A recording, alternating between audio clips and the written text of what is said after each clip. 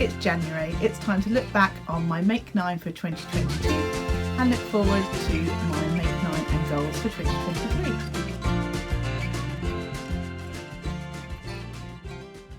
Hello there, my name's Claire and this is Stitch Hem Sew. Thank you so much for joining me today for another video. Now today's video is going to be looking at my Make 9 for 2022 and looking forward to my Make 9 for 2023 and my goals for 2023. So if that interests you, please stick around with me today. Now, sorry this is coming a little bit late into January. I know there's lots of vloggers have put out their plans for January, but I hope you enjoyed today's video. If you do, please do give me a like, and if you haven't subscribed, I'd love it if you would consider doing so. So, my Make 9 for 2022. How did I get on?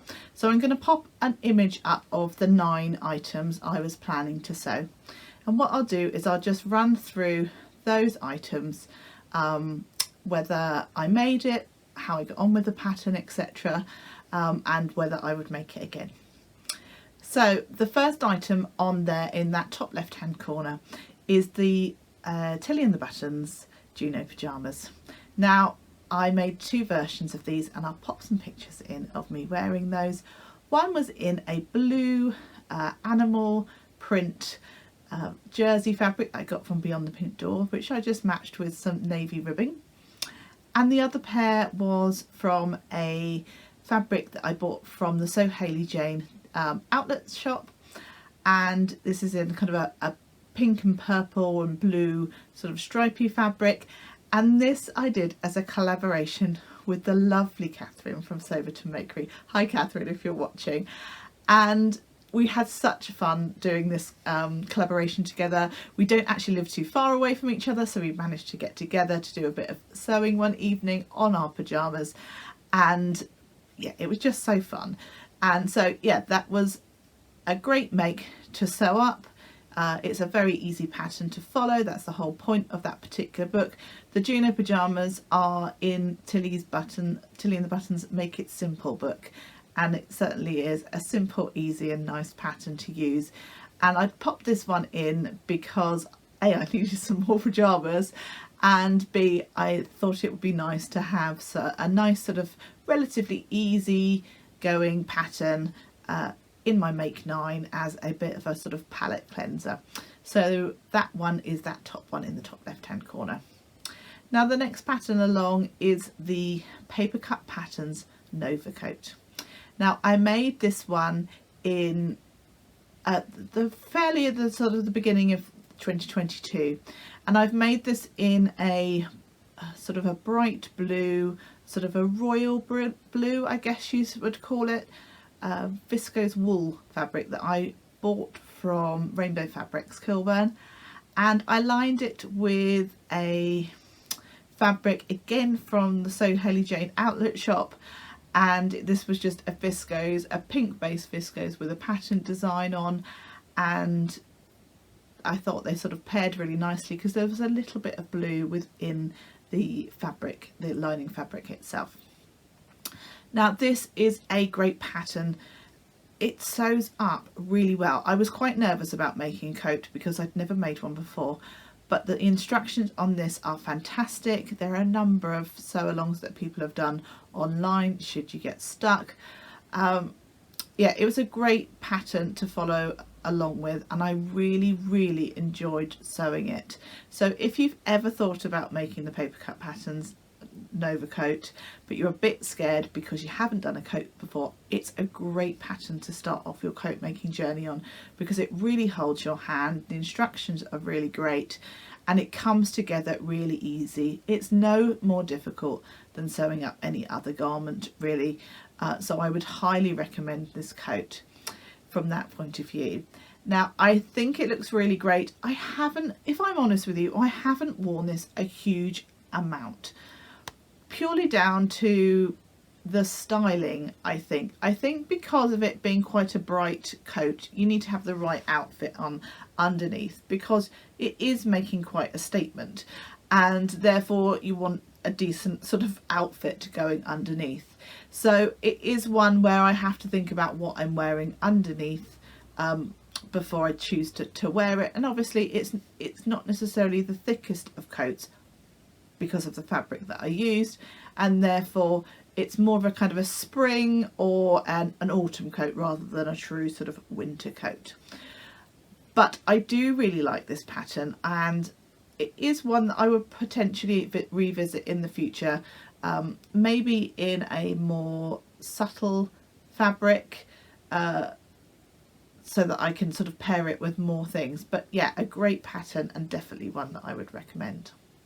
The next pattern on my Make 9, the one in the top right hand corner, is the Forget Me Not Patterns Iris t-shirt. Now I did make this t-shirt, in fact I made it twice, once for myself and once for my sister. Both times I made it in a green teal fabric, very similar to this fabric that I've got on here, and I loved this pattern. It's got a beautiful sleeve detail on it, and I really enjoyed doing that. It's a really lovely little addition. There is a short sleeve version and a sort of 3/4 length version. Both times I chose to do the short sleeve version, but I definitely would look to make the long sleeve or the 3/4 length version in the future as well, because I do think it's a really great pattern. Again, the pattern instructions were fantastic and it came together really nicely and really easily. Definitely a pattern that I would make again, and definitely a pattern that I would recommend. The next pattern on my Make 9 is on the middle line on the left hand side, and this is the Satara dress by Winterwear Designs. Now I didn't actually sew up this particular pattern, not because I didn't like it, but I did sew up the chalk and notch fringe dress, and I think there's similarities to that in the fact that it's got a button up sort of top half, and sort of floaty type skirt, and I think that sort of scratched that itch, if you like, and therefore I just wasn't so enthralled about making this particular pattern. It is something that I will probably look to make it sometimes in the future, but yeah, I didn't get round to making this particular one. Moving along to the right in the middle of my Make 9 square there, that is the Penelope Pinafore by Waves and Wild. Again, this isn't a pattern that I got sewn up this year. I'm not really overly sure why. It's definitely one that I still would like to sew up. It is something that's probably slightly out of my comfort zone, not necessarily in terms of the actual sew, but in terms of actually wearing it. I don't have anything like a pinafore or dungarees or anything like that. So it is something that I would like to try out, and in fact I do have some needle cord fabric that's got a little bit of stretch in that would be perfect for this particular pattern. So perhaps one that I will also make in 2023. Now moving along to the third pattern on that middle line, that is again is a Waves and Wild pattern, and that is the 4 Season Joggers by Waves and Wild. Now this is a pattern that I sort of made up a wearable toile in. Now the fabric I used wasn't the best, and that possibly has had an impact on how I feel about the pattern, but I also wasn't particularly in love with the pocket detail on this particular pattern, and I think there are other patterns out there that will fulfill my brief a little bit better, and whilst I could redraft the pockets on there, I have got a couple of other joggers patterns now that probably would meet my requirements a little bit better. So I don't think that I will be revisiting this pattern, which is a surprise to me because I'm a massive fan of Waves and Wild, particularly like their children's patterns and things. I've made loads of those. If you've watched my channel before, you know that I'm a massive Waves and Wild fan. So it is a surprise to me that I wasn't so keen on that particular pattern, but hey ho, we can't love them all, and not every pattern is suited to everybody. The next pattern in the bottom left hand corner is the Megan Nielsen Brumby skirt. Now I did make this pattern. I made it in a sort of a mid blue chambray sort of colour, sort of erring on the lighter side, I guess. This was a lovely pattern to sew up. I really enjoyed making this pattern. The instructions were fantastic. I enjoyed putting the zip in, believe it or not. That kind of went in quite nicely. I did hand baste the zip in, and I think that helped massively in terms of alignment, because this zip is an exposed zip detail. And so I was a little bit nervous about how that would go in, but actually it went in very well. Do I like the pattern on me? Yes and no. I really wanted a skirt. I like the fact that it's got like a flat waistband rather than it being kind of elasticated waist. However, there is quite a lot of sort of gathering into that, and I have decided that perhaps because I am have got a fairly big hips and bum, it possibly adds a little extra weight in an area where I don't necessarily want to add that. However, I am hoping that over the summer I will be able to style it in ways that I particularly like. So I haven't ruled out the fact that I might be able to make this one work for me, but I won't be rushing into making another one. The next pattern and the middle of the bottom row is the Galaxy t-shirt by Pattern Scissors Cloth. Now this is a free pattern. Now I have tried this pattern I think 3 times now. The first time it came out massive, I just couldn't figure out the sizing. The second time it was too small and I gifted that one to my sister, and the third time I made it again, it came out a little bit big. I also lowered the neckline on my third version, and I think on my first version as well. But yes, the shoulder, it was too big on the shoulders essentially, and the sleeve head does start a little bit further down. Now I have worn it a few times, but you know, I've given this pattern a good shot, and I know that other people have had great success with this pattern, so it's not that I wouldn't recommend this pattern, because I know other people love it and I've had great success with it, but it's not one that I've had fantastic success with. So I do still, as I say, I do still wear the t-shirt, but probably again not a pattern that I'll be revisiting. Now at the bottom right hand corner I left a question mark.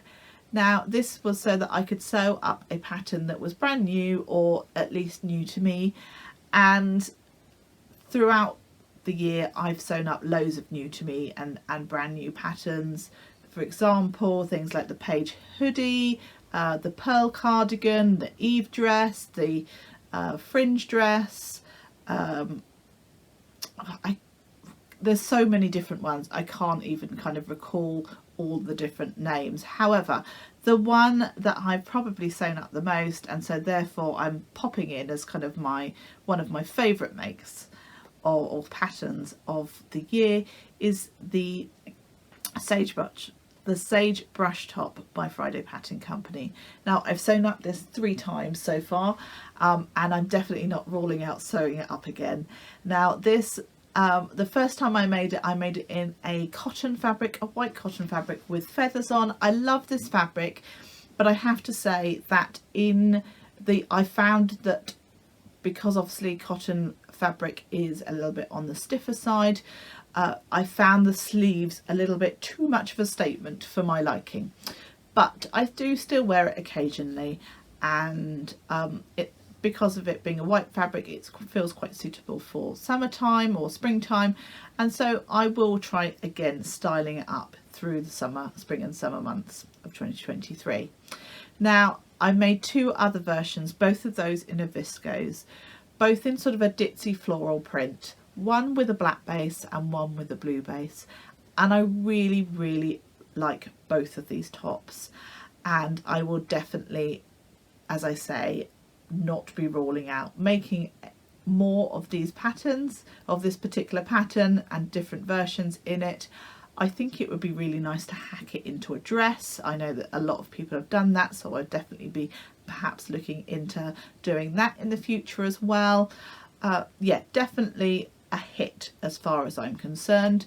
One of the versions that I did, rather than, it's got like a tie detail at the back, you bring the bias binding that you use to bind the neck round to the back so that you've got like a tie detail. And on one of my versions, whilst obviously I used the bias binding method for the neckline, I didn't have enough fabric to make the bias binding long enough, and so I've just added a little loop and a little button on that version, and I think that works just as well. And in fact, I possibly may like that closure method better. You don't have that sort of bulkiness sitting at the nape of your neck with that particular version. So those are my makes for 2022. So I made 7 out of the 9 in the end, which I don't think is too bad going. And you could possibly say 8 because I kind of almost swapped out the Satara dress for the chalk and notch fringe dress. So 7 or 8 of my makes, which I think is not too bad going. Some of them were really successful, some of them not so much. I've definitely sort of learned a few things through my Make 9 that I want to carry through to 2023, and things that I'm looking to change in my Make 9 for 2023 and my goals for 23. So that was my Make 9 for 2022. So now it's time to turn to 2023 and see what I'm planning to sew up in 2023 and some of the things that I want to do sort of goal wise in 2023. So I think I want to concentrate a little bit more on a little bit of slow sewing, perhaps slowing down my output a little, but concentrating on my skills, etc. I think I've now been garment sewing for about 2 years, just over 2 years, I guess, and I've definitely learnt a lot through that time. I know that I love a jersey make, things that I can whiz up on my overlocker as a little bit of a palette cleanser, something that I can output sort of quite quickly, and I'm sure there'll still be quite a number of those in 2023. But I also want to do a little bit of learning through my sewing, and just sort of take my time to kind of hone some skills, etc. But the main thing is just to carry on loving sewing. I think this hobby is fantastic. I love sharing it with you. I love hearing back from you guys. I love the sewing community. I think it's brilliant. And I just want to carry on being kind of as active as I can with my sewing. It helps my mental health. It's my me time. And as I say, I love sort of sharing that journey with you. So I hope you kind of enjoy watching as well. So looking at my Make 9, I've approached it very slightly differently this year. I've got some more kind of specific plans and some that are a little bit more wide open, if you like. They've got a theme to them, but I haven't been specific on a particular pattern. So starting in the top left corner, I have been specific about this pattern. This is the coat that I've been talking about making for my husband for some time now, for about half a year. This is the Simplicity S9052, I believe. If I've got that wrong, I'll pop it up on the screen. And this is a Parker coat. Now, because we're a little way into January, I have actually made some quite good progress on this one. So I'm reasonably confident that this one is going to be achievable, and I'm going to make this up in January 2023. So watch this space to find out about this one. This is a unisex pattern. It's got a reasonably good size range on it. Not the biggest, but by no means the sort of the smallest size range. And yeah. And actual fact, I spent most of 2022 putting this project off, but 2023 I thought, right, this is the year to actually crack on and do it. And actually I've been really enjoying sewing this one up.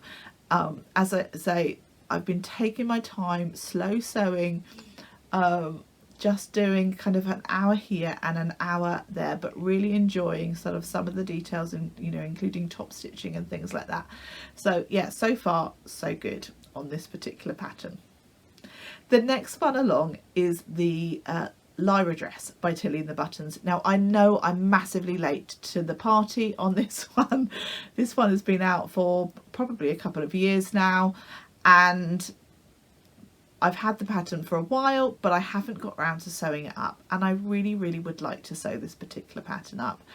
I've never done a shirt dress before, with like a collar stand, etc. So I think that would be a really good learning curve, and I'm really looking forward to sewing that one up. Now I've got a couple of fabrics that I'm probably looking to sew this up in. One is a sort of more of a toile fabric, and one potentially a fabric that I might actually use if it works out and I enjoy the pattern and I think it looks nice as the main fabric, and I'll pop a couple of images in of those.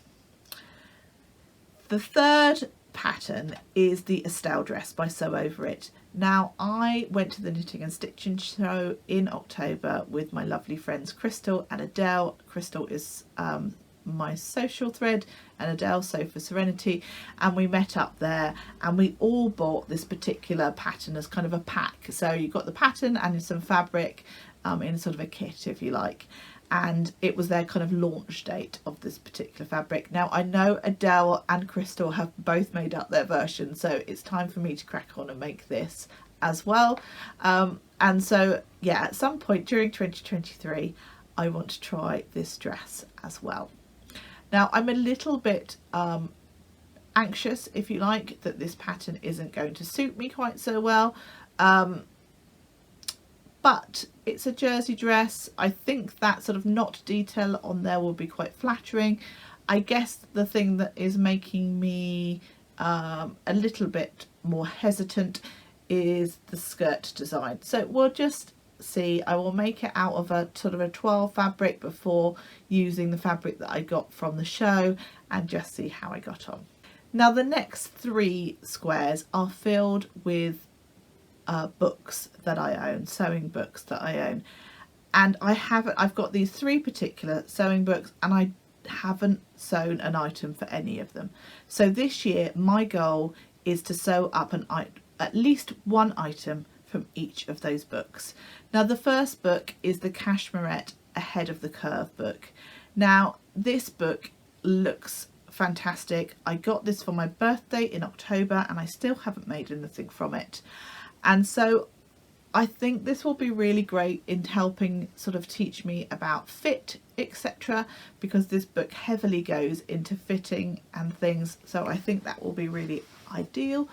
And yeah, I definitely want to sew up something from this particular book. The second book is one of the Sewing Bee books, The Modern Wardrobe. I think it's the latest book that came out for the Sewing Bee. I'm not quite sure. It's the book that was written by Juliette Uzo, who I think won season 6 of the Sewing Bee. And this pattern, this book, again, I haven't sewn anything up from. So the aim is again to sew up at least one pattern from this book as part of my Make 9. Now the third book that I am looking to sew up at least one pattern for my Make 9 is from the Sew Over It ebook, Summer Dreaming. Now this has got some really gorgeous items in. One of the things I've particularly got my eye on is the Sorrento denim jacket. I think that would be great to sew up for the summer months. So I think this is probably the item that I will look to sew up from this book, but I'm keeping my options open just a little bit with the idea of sewing up one pattern from each of these books.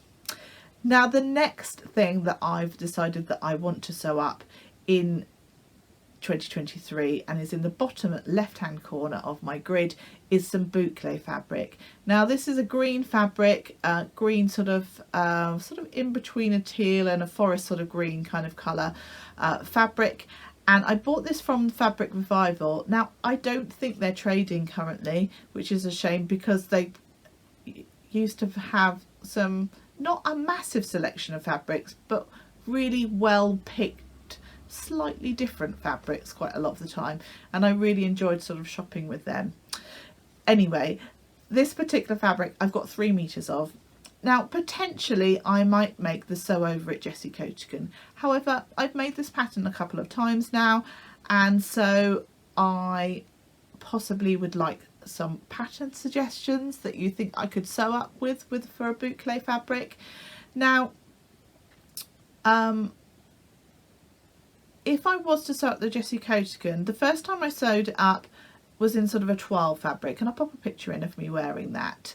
The second time was for the Sew Up Cycle Challenge, and I made it out of a pair of curtains, and for me, that, whilst I think I sewed it up really quite beautifully, I can't get away from the fact that it's curtains, and whenever I put it on it's curtains, so that one isn't such a great success. But the things that I did learn from making that patterns a couple of times is the first time I realised that I needed to lengthen the sleeve length, and so I did that on the second time round. But also that I'm not a great fan of the pockets. It's got inseam pockets, and I just find that they kind of, they flap around, but B, I find when you kind of pull it round, even though you're not necessarily kind of stretching the coat round you particularly, you can still see the pockets. The first time I made it out of a contrast fabric, and that really irritates me. The second time I made it from the same fabric, but it still annoys me, to be quite honest with you. So I think if I was to make this coat again, I would perhaps go for patch pockets or something. I mean, welt pockets would be nice, wouldn't it? But I don't know how well you could achieve that in a boucle, quite frankly. So I think probably patch pockets.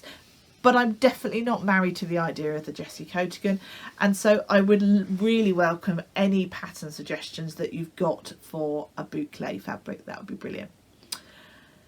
The next item, I've just gone with a kind of an idea of making some trousers. Now, I've only made trousers a couple of times, and I used the Tilly and the Button Saphira trousers, again from the Make It Simple book, and I'm not a fan of that particular pattern on me. I've seen it on other people, looks fantastic. For me, that wide leg trouser look doesn't work. I just look like I've got way too much fabric on my body, and I don't like it. It just doesn't suit me. So I don't know which particular trouser pattern I'm going to use. Any suggestions, again, gratefully received. But yes, definitely would like to crack making some trousers and making some work appropriate trousers. I think that's probably the key of what I actually need in my wardrobe. So that's probably what I'm going to be more specific about, is some workwear, office appropriate trousers. And the last item that I would have sort of earmarked for 2023 on my Make 9 is a bag, like a Holdall sort of bag, a sort of bag that you could take away for the weekend. Every so often I get to have sort of a night away with some girlfriends, and the bag that I tend to take away I've had for years, and it's a bit tired and I keep having to fix it, and it's time for a new one. So yeah, that would be really good as well. There's a couple of patterns that I've seen, a couple of Sew Over It patterns, the Weekender bag and the City Break bag that are possibilities, and also I think Ellie and Mac do a bag. There's probably some online tutorials for how to make that sort of thing as well. But if any of you have got any pattern suggestions, again, for me, for that one, that would be fantastic. So that's sort of a roundup of the things that I've earmarked for my Make 9. Now I know that there will be lots of other things that I make in 2023, things that come up my way, shiny patterns or things that I get inspiration from watching other YouTubers or from Instagram or new pattern releases, etc. So this was no means an exclusive of the only things that I'm going to make, but it's really nice to kind of put some plans in place for the year. So let me know what you're planning to make for 2023. Have you got any of those makes on your sort of to-do list, if you like, or your make 9, let me know in the comments below. I really hope you've enjoyed today's video. If you have, please do give me a like. If you haven't subscribed, I'd really love it if you would consider doing so. But until next time, take care, happy sewing, bye bye.